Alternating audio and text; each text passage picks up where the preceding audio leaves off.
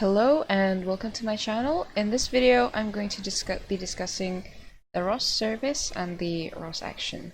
While the publisher and subscriber node communication method provides a one-way communication method, a service allows for a request and a reply.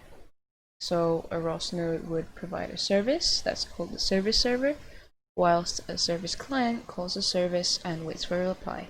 We're going to start ROS core after we've sourced the workspace, and then we're going to have an example of the service where we have a service server and service client to convert a value from Celsius to Kelvin. And we're going to start the Celsius to Kelvin server, and we can see that the service to convert Celsius to Kelvin is now available.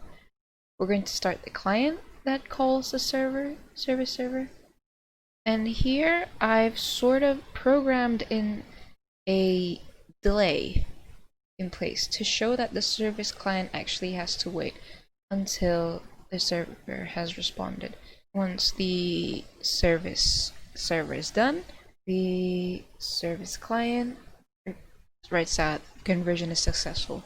We can sort of list the ROS services that are running, and then we can see that Celsius to Kelvin service is running, and we can see the sort of ROS service type the Celsius to Kelvin is, and we can see that it's using service type convert Celsius to Kelvin. Now we want to see what that is, so we use ROS SRV, which is different to ROS service, to show the service that is being used in Celsius to Kelvin.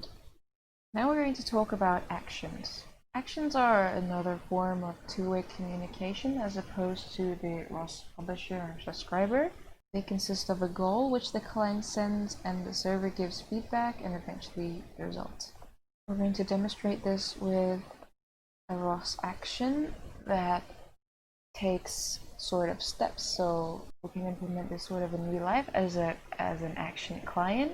Sends a position to a real life robot, and then the real life robot will take steps and meanwhile give feedback on the number of steps it's gone. And then eventually, once it's completed the goal, it will report back the result. In an action, the server can give feedback on the request, and the request can be cancelled during execution. See this here. We first run the steps with delay action server to show that the server started, and then we have the ROS action client that calls the server.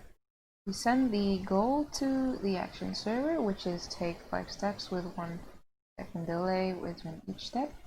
I programmed in this doing something else text that is printed by the client to show that, unlike in services, the client doesn't have to strictly wait until the service has responded to do something else. So that's about actions and services in ROS. Thank you for watching.